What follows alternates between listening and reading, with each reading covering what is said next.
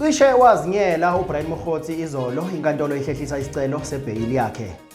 Kanti sekutholakala indawo eVryheid eranwa abokufika bakuleli eyakha iVors ewubunuku ngendlela engabeka impilo zabantu engozini. Ikhaya M Project is an alternative source of energy you can trust. SA News with TK Zuma. Sinibingelele sinamukele endabeni ze-SA News with TK Zuma. Sanibonani.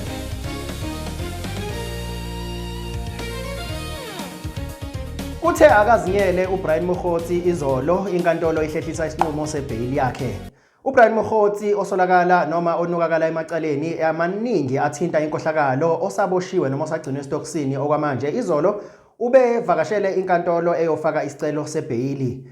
Kuthe inkantolo uma ihlehlisa isicelo uyazi ubungambona ubemincile yabona uma umincile ufisa ukwazi mhlambe lethe umlandeli weChiefs kanje uyibona ukuthi iChiefs imincane mnandi kanjani mayidlala ngoba isikhathi esiningi nje isuke yazi ukuthi hey yabona so angikho ke lapho so indlela abemince ngakhona ngesikhathi inkantolo ilokhuzana imagistrate ikhuluma kanti izovele ilihlehlisa isicelo sebhayili sihlehlisele uThursday hey what yo uyambona ukuthi ngathi la isuka khona bese valelesile mhlambe washiya ngalazi noma mhlambe uyasho ukuthi ngisabuyela khona lapha basayongilokhuza futhi ngeke wazi phela ukuthi uyatshela ke kugangiwe ngeke wazi yabona nje indlela athi kube ngayo mhlambe basa hey oh polisi nango Brian Mokgotsi.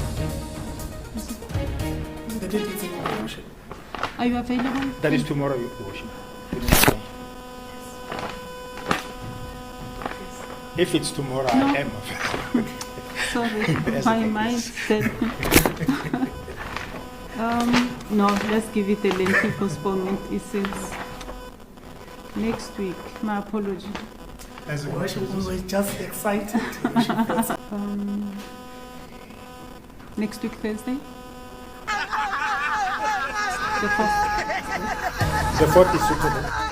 Sekutholakala indawo eranwa abantu bokufika abakuleli ngokungemvume eVryheid eyakha iVors ewubunuku ngendlela engabeka impilo zabantu engozini.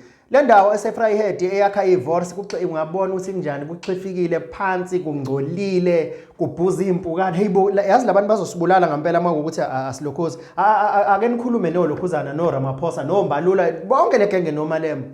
Le social media gone those days laba kade besenza khona ilokhuzana ama mainstream media ukuthi kube nendaba angayi broadcast social media kuveza konke kunjengoba kunjalo ubufakazi busobala kuphambi kwamehlezi ningawubona uDodo esudlayo ningawubona and oh siqolise nansi le ndawo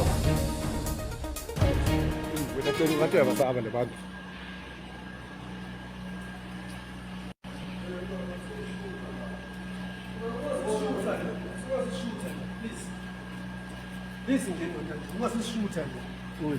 Wangithini mina ngalento le? Yeah, but Yabona nje into exabana nami mina ngikusaphe. Wrong for tonight camera lapha. Nathi sinamandaba nale camera. Le camera ayiveze into enyenzayo la.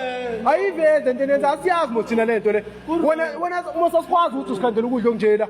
Uyabona indawo okhanda kuyo ukudla. Ukutshela for last weekend. Befika la lezo. Hayi ndoda wona siyangikhathela mina ngangekho lapho mina sekufike mina ke manje. Mina ngiveze lento ngivezela umphakathi. Buka khanda buka. Yes, and kuyanuka nokunuka lana. Kuyiqiniso elingephikiso ukuthi eNingizimu Afrika sihlezi sinenkinga yokucinywa kukagesi noma i-load shedding. Ayikho into ebaluleke njenganokuba ne-alternative source of energy. Abakwakhaya M Project sebefikile ukuzoshintsha impilo yakho. Ikhaya M Project inkampani esupplya ngama-solar noma e-installer i-solar system kuyona yonke indawo kungaba imizi emincane emikhulu amabhizinisi kanye namabhilidi uqobo. Bafika qathatha lapho ukhona noma kuthiwa ukuphi. Into emnandi futhi ngabo azikho mhlambe awekho ama-deposits owakhokhayo ngaphambi kokuthi baqale ukusebenza. Imali uyikhokha sebeqedile uku-installer. Bafika nanoma yikuphi lapho ukhona. Abakwakhaya M Projects bangongqondongqondo eku-installeni ama-solar. Xhumana nabo ngokuphuthuma kulezi namba ezisescreenini ungaze usale. Kanti ungabavakashela futhi epagini labo laka TikTok @Khaya M Project. Abakwakhaya M Project ongqondongqondo eku-installeni ama-solar.